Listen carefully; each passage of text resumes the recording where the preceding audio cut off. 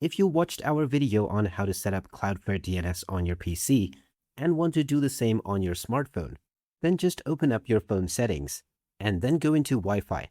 Make sure that you are connected to your preferred Wi-Fi network and then tap on the Info button to go into your network properties. Now, if you scroll down and go into the Advanced Settings section, you will find your IP settings. By default, it is set to DHCP. Tap on this and then choose Static.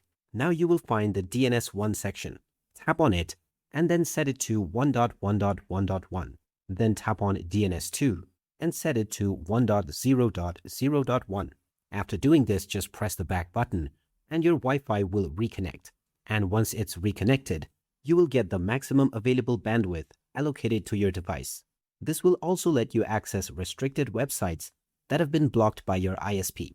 If this video helped you out, make sure to drop a like and subscribe to our channel. Thank you for watching.